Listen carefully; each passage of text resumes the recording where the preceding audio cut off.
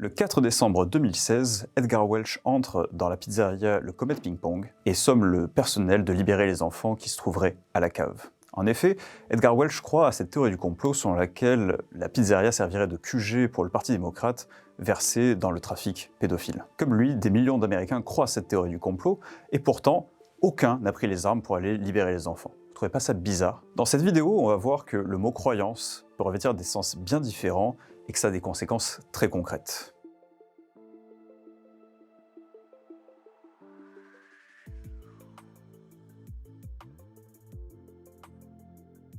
Cette différence entre le comportement de Welch et celui des autres complotistes, eh bien, on va pouvoir l'expliquer à partir d'une première distinction, celle entre les croyances abstraites et celles concrètes. Un premier exemple de cette distinction, c'est celle de René, qui croit à la fois que les dinosaures se sont éteints il y a 65 millions d'années, mais qui croit aussi qu'il y a une baie vitrée ouverte devant lui. Le fait de croire que les dinosaures se sont éteints il y a 65 millions d'années n'a aucune influence sur son comportement.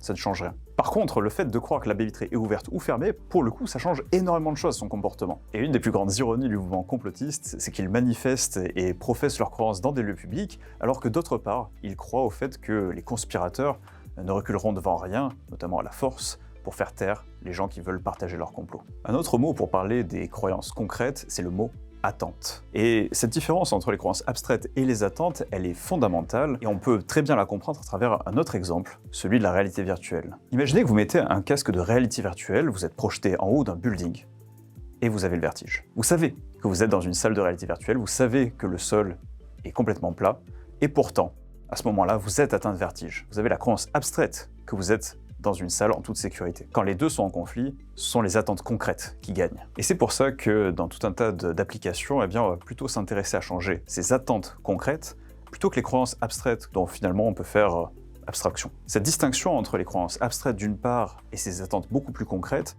eh bien, ça répond à la question qu'on se pose au départ. C'est la raison pour laquelle Welch a pris les armes pour aller libérer les enfants, là où les autres complotistes sont restés chez eux sans rien faire. Mais c'est loin d'être la seule distinction qui va nous intéresser ici. Par exemple, quand Jean-Claude croit que la Terre a 4,5 milliards d'années, eh bien, il professe quelque chose qui est de l'ordre du vrai, c'est une valeur de vérité. Par contre, quand Micheline croit qu'il ne faut pas torturer les chatons, elle croit que c'est mal de torturer les chatons, et dans ce cas, il s'agit d'une valeur morale. Cette distinction entre le monde tel qu'il est et le monde tel qu'il devrait être, eh bien, c'est également une distinction qui va être très utile pour parler de croyance. Ce qu'on attend d'une bonne croyance, dans le sens valeur de vérité, ce que l'on tient pour vrai, c'est qu'elle soit conforme au monde, que cette représentation soit une bonne représentation du monde. Et dans ce cas-là, eh bien, au cours de notre expérience, au cours de notre vie, on va adapter ces représentations, on va les usiner pour qu'elles ressemblent le plus possible au monde. Alors que les croyances au sens de valeur morale, le monde tel qu'il devrait être, selon nous, eh bien c'est l'inverse. On a une représentation et on veut la garder stable. Et c'est le monde que l'on veut changer pour qu'il s'adapte à cette représentation. Mais une conséquence de tout ça, c'est qu'on ne change pas les valeurs morales, de la même façon qu'on change les croyances, les valeurs de vérité. En fait, c'est un principe qui a été mis à jour en particulier par Hume et qui dit qu'on ne peut pas dériver de conclusions morales de prémices qui en sont dépourvues. Une conséquence de ce principe, c'est que vous avez beau expliquer à Brian dans son gros Hummer qu'il pollue, que ça participe au réchauffement climatique à travers l'effet de serre, eh bien, il n'en a rien à faire, il peut adhérer à votre argument, il peut adhérer aux faits, et pourtant, vous êtes en désaccord sur certaines valeurs fondamentales. Justement, en parlant de gros Hummers, ça nous permet de voir une distinction, une dernière distinction. Prenons l'exemple des policiers qui croient avoir coincé un suspect, versus les supporters qui croient en leur équipe. Vous voyez, dans ces deux cas, le mot « croire » veut dire des choses très différentes. Dans le premier cas, il s'agit bien plus de vérité, de fiabilité, en tout cas on va s'intéresser à la valeur de vérité, comme on y était tout à l'heure, alors que dans le deuxième cas, pour les supporters, on est beaucoup plus dans la foi, dans le soutien. Dans le premier cas, on est dans le vrai, alors que dans le deuxième cas, on est beaucoup plus dans un aspect social, un aspect normatif, un aspect d'adhésion au groupe. Et les deux sont différents au point que vous pouvez croire que votre équipe va perdre, et pourtant croire dans votre équipe. Et pour pousser ça un cran plus loin, dans les théories alternatives, complotistes, par exemple dans le cas de la Terre plate, eh bien, il y a des gens qui peuvent professer une certaine croyance, par exemple professer le fait que la Terre est plate, sans forcément avoir la croyance que la Terre est plate. Juste pour faire partie d'un groupe, faire partie d'une famille, d'un groupe social, comme la Flat Earth Society, qui, ne l'oublions pas, a des membres tout autour du globe. Alors on a vu trois distinctions très intéressantes dans cette vidéo. On a vu la distinction entre croyances abstraites et les attentes beaucoup plus concrètes. On a vu les différences entre valeurs de vérité et valeurs morales, le monde tel qu'il est et le monde tel qu'il devrait être.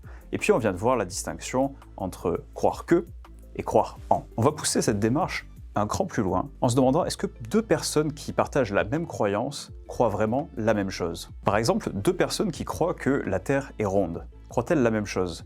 Surtout si la première croit qu'elle est ronde parce qu'on lui a dit, alors que la deuxième a vu par exemple des images satellites. A l'inverse, une personne qui croit que la Terre est ronde et l'autre que la Terre est plate, peut-être le croit pour les mêmes raisons. Peut-être parce que les deux ont reçu une source de confiance, le fait d'une part qu'elle était ronde pour la première personne et qu'elle était plate pour la deuxième. En fait, la question fondamentale derrière qu'est-ce qu'on croit, c'est quel pari on prend quand on adhère à une croyance. Dans le cas du fait qu'on croit que la Terre est ronde juste parce qu'une source de confiance nous l'a dit, eh bien on se repose entièrement sur cette source de confiance et le pari qu'on fait, c'est qu'elle avait raison. Alors que dans l'autre cas, le cas où on a toute une série d'expériences, des expériences directes ou des expériences de pensée, pour arriver à cette même conclusion, eh bien on se repose sur la fiabilité de ces raisonnements-là, de ces arguments-là. En fait, dans ces deux cas, le fait de croire que la Terre est ronde n'engage pas la même chose, et finalement on pourrait dire qu'il ne s'agit même pas de la même croyance. Aujourd'hui, on a vu la diversité de ce qui se cache derrière le mot « croyance ».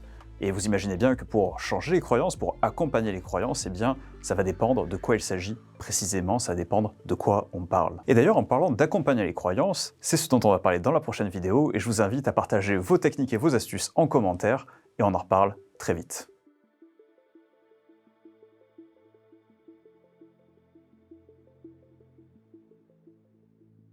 Vous êtes toujours là? Comme le disait Émile Zola, le sachoir est une arme contre ceux qui croient. Bonne soirée.